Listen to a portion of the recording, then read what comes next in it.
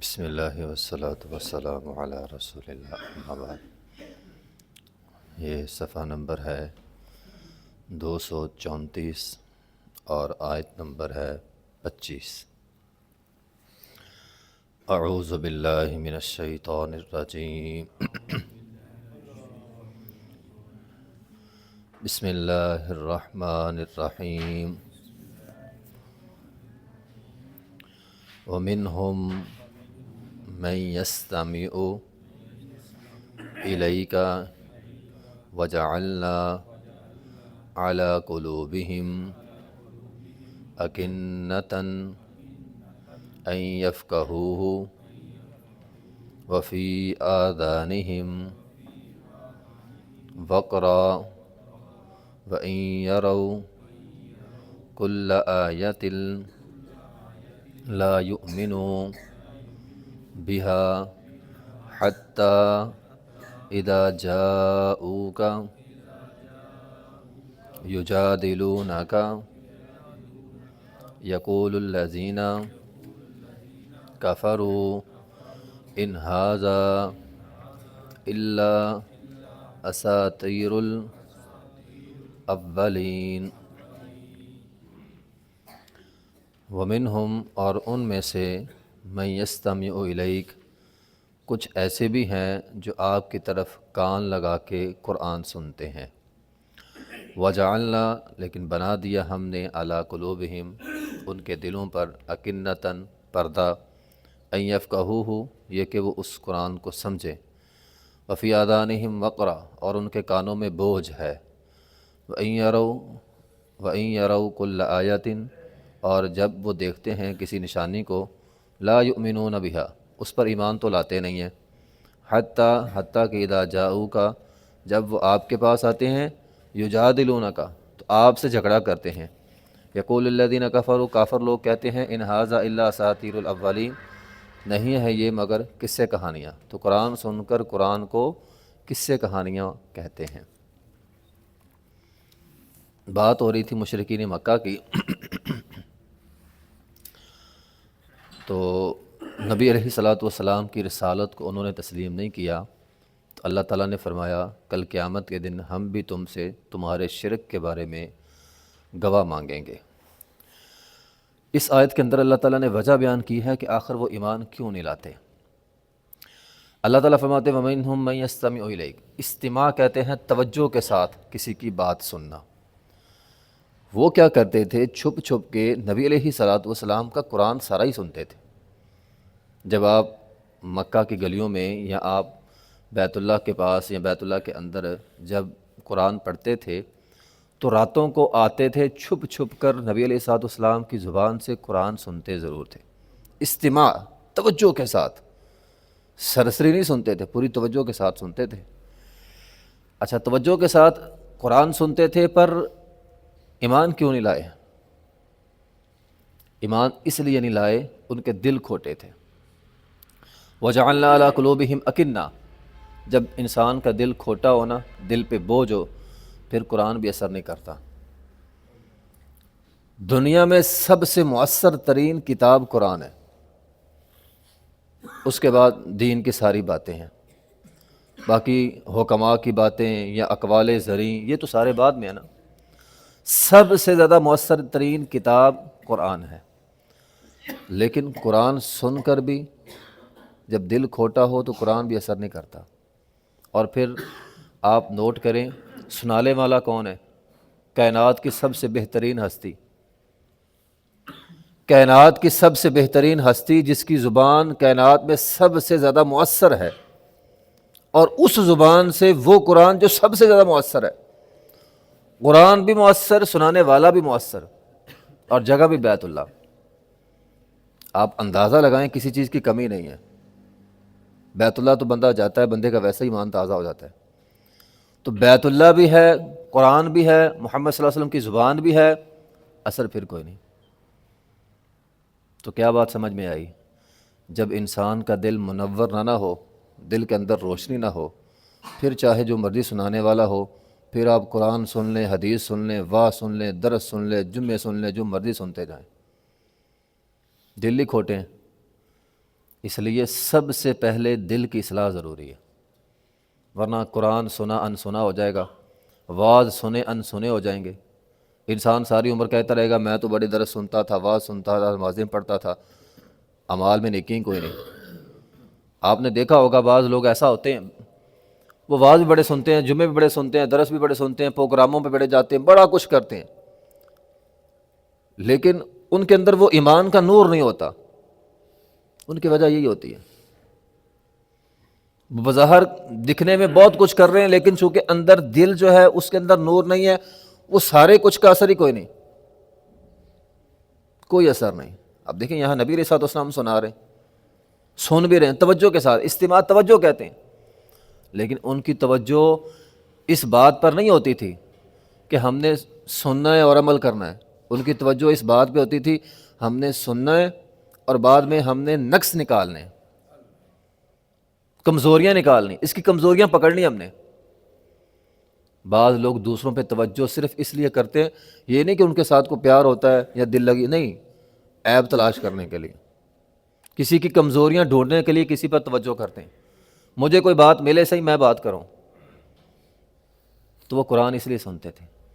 جب مقصد صحیح نہ ہو، پھر بات وہ نیت کی آ جاتی ہے، جب نیت ٹھیک نہ ہو، مقصد ٹھیک نہ ہو، تو راہ خدا میں جان دینے والے کی جان بھی ضائع چلی جاتی ہے۔ اس نے جان دے دی، اس کا مقصد ٹھیک نہیں تھا، اس کا ارادہ نیت ٹھیک نہیں تھی، جان ضائع، شہادت ضائع ہو گئی۔ بات پھر وہ ہے مقصد انسان کا اچھا ہو۔ قرآن اس لیے سنے کہ ہم نے ہدایت حاصل کرنی، قرآن اس لیے سنے کہ ہم نے جو ہے وہ اس پر عمل کرنا ہے، قرآن اس لیے سنے کہ ہماری آخرت بن جائے گی۔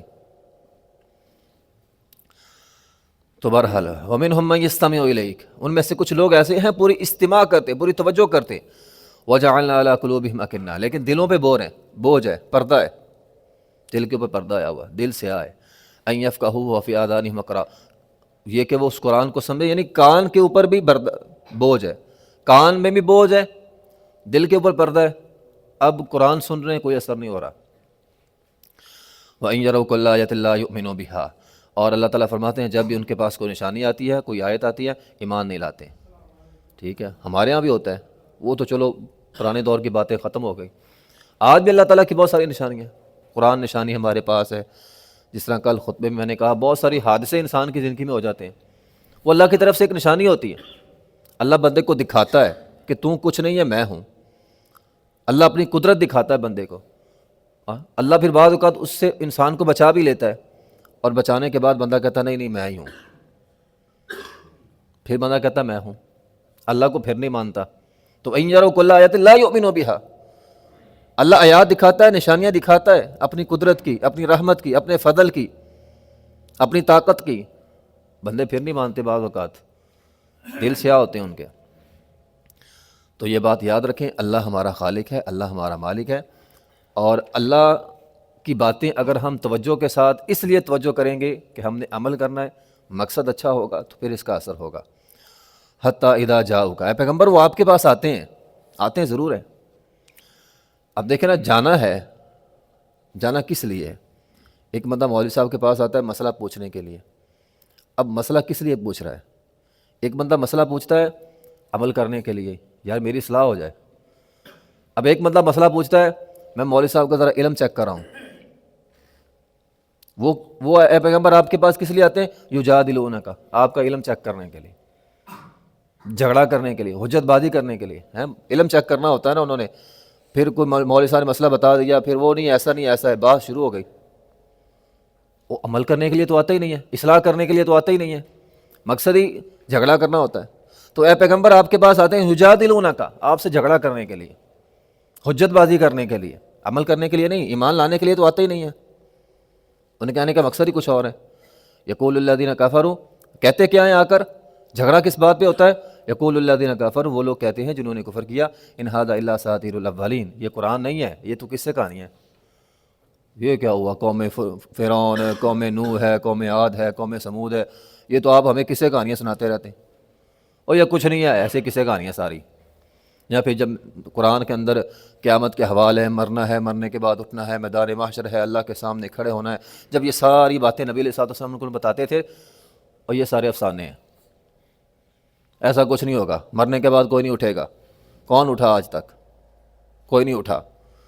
مرنے کے بعد کوئی نہیں اٹھے گا، یہ سارے افسانے ہیں۔ تو قرآن انہیں افسانہ لگتا ہے، قرآن انہیں قصے کہانیوں کی کتاب لگتا ہے جن کے مقصد اچھے نہ ہوں۔ جن کا مقصد اچھا ہو، دل کے اندر نور ہو، سب سے پہلے اس نور کو جس کا دل کا نور اجالا ہو گیا نا، دل کے اندر اجالا ہو گیا، اس پر قرآن پھر اثر کرتا ہے۔ قرآن تو اتنی تاثیر رکھتا ہے کہ قرآن کہتا ہے کہ اگر قرآن پہاڑوں پہ نازل کیا جاتا وہ بھی ٹوٹ جاتے، ہے نا، قرآن کے اندر لرز جاتے پہاڑ۔ قرآن کا تو اثر ہی اتنا ہے، لیکن ان لوگوں پہ اثر نہیں ہوتا۔ انہوں نے آگے سے حجت بازی کرنی ہوتی ہے، راستے نکالنے ہوتے ہیں۔ ایک بندہ سود کا کاروبار کر رہا ہے، قرآن کیا آتا ہے کہ سود حرام ہے، وہ نہیں چھوڑے گا۔ کیوں؟ آگے سے یہ کہے گا او اچھا جو قرآن کے اندر سود ہے وہ سود میں نہیں کر رہا، میں جو کر رہا ہوں وہ سود ہے ہی نہیں۔ وہ اس بات کو نہیں مانے گا کہ میں سودی کام کر رہا ہوں، قرآن نے منع کر دیا یار میں سود کر رہا ہوں، میں چھوڑ دیتا ہوں۔ آج کے زمانے میں کوئی ایسا ہے؟ کوئی نہیں ہے۔ آپ کو اللہ ماشاء اللہ کو لاکھوں میں ایک آدھا بندہ ملے گا جو یہ کہے گا اچھا یار قرآن نے جو کہا ہے بالکل صحیح کہا ہے، میں غلط ہوں، میں چھوڑتا ہوں۔ کوئی نہیں چھوڑتا، جو جدھر لگا ہے وہ لگا ہے، وہ حجت بازی کرے گا۔ مچھلیاں پکڑنے سے ایک قوم کو منع کیا تھا، ٹھیک ہے کوئی بات نہیں، خیر ہے، ہفتے کے دن منع ہے، گڑھا کھود لو، ساری ہفتے کے دن اکٹھی کر لو، اتوار کو پکڑ لو۔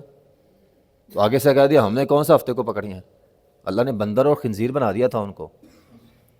حجت بازی کی تھی نا انہوں نے، ہیلے سازی کی تھی۔ تو منع ہے تو منع ہے، جائز ہے تو جائز ہے۔ آگے سے جو راستہ نکالے گا اللہ تعالیٰ کو وہ سخت ترین ناپسند ہے، اللہ عام لوگوں سے زیادہ اس کو عذاب دے گا۔ ایک تو اس نے اسے منع کیا تھا، ایک تو منع نہیں ہوا، دوسرا غلط راستے سے پھر کام وہی کر رہا ہے، مچھلیاں تو پھر اس نے پکڑ ہی لی ہیں۔ تو بہرحال اگر ہم چاہتے ہیں قرآن ہمارے دلوں پہ اثر ہو تو اس کے لیے ضروری ہے مقصد ٹھیک ہو۔ قرآن ہم نے عمل کے لیے، ہمارے ہاں لوگ قرآن کو صرف برکت کے لیے پڑھتے ہیں، یہ بھی ادھورا مقصد ہے۔ قرآن کو صرف برکت کے لیے پڑھنا یہ مکمل مقصد نہیں ہے، ادھورا مقصد ہے، ادھوری نیت اس نے باندھی ہے۔ قرآن ہم نے پڑھنا ہے، قرآن ہم نے سمجھنا ہے عمل کے لیے، ہم نے اس پر عمل کرنا ہے، ہماری اس سے آخرت بہتر ہو جائے گی، برکت تو مل ہی جانی ہے۔ جب آپ آدھا مقصد رکھیں گے تو پھر آدھا ہی اثر ملے گا۔ پورا مقصد رکھیں، ہم قرآن پڑھ رہے ہیں، ہم نے اس کو سمجھنا ہے، اس پر غور و فکر کرنا ہے، افلا یتدبرون القرآن، اس پر غور و فکر کرنا ہے، اس کو سمجھنا ہے، اس پر عمل کرنا ہے، برکت آپ کو مل ہی جائے گی۔ تو اس لیے محض برکت کے لیے بعض لوگ صبح صبح لگا دیتے ہیں، سنتے کوئی نہیں، تو یہ بھی اچھی بات نہیں ہے۔ قرآن دکان پہ قرآن چل رہا ہے، سنتے ہے نہیں، سارا دن اپنا کام کرتے رہتے ہیں، وہ سورہ بقرہ بھی چل رہی ہے، اس کو سن کون رہا ہے؟ کوئی بھی نہیں، تو یہ اچھی بات نہیں ہے۔ آپ نہ ساری سورہ بقرہ لگائیں، جتنا آپ کے پاس وقت ہے اتنی لگائیں، بیٹھ کے توجہ کے ساتھ سنیں۔ اب یہ دیکھیں نا کتنی بڑی قرآن کی گستاخی ہے، قرآن چل رہا ہے اور آپ کام کاج کر رہے ہیں، کیا یہ گستاخی نہیں ہے؟ لگایا بھی آپ نے خود ہے، سن بھی کوئی نہیں رہا، ٹھیک ہے نا۔ آپ کا باپ بات کر رہا ہو، آپ اپنے کام میں مصروف ہوں، وہ کہے گا نہیں یہ میری بے ادبی ہے، میری گستاخی ہے، میں اس کو بات سمجھا رہا ہوں یہ بات ہی نہیں سن رہا۔ تو یہ بھی گستاخیاں ہیں، ایسا نہیں کرنا چاہیے۔ آپ کے پاس 10 منٹ ہیں، آپ 10 منٹ قرآن لگائیں، بیٹھ کے توجہ کے ساتھ سنیں، اس کے بعد تلاوت بند کر کے اپنا کام شروع کر لیں، جتنا وقت ہے اتنی دیر سن لیں۔ تو بہرحال قرآن سننا ہے، قرآن کو سمجھنے کے لیے، عمل کرنے کے لیے، برکت کا حصول ساتھ خود بخود ہو جائے گا۔ تو جو لوگ اپنے دل کو منور رکھ کے قرآن سنتے ہیں، قرآن ان کے دلوں پہ اثر کرتا ہے، ورنہ قرآن اثر نہیں کرتا۔ وآخر دعوانا الحمدللہ رب العالمین۔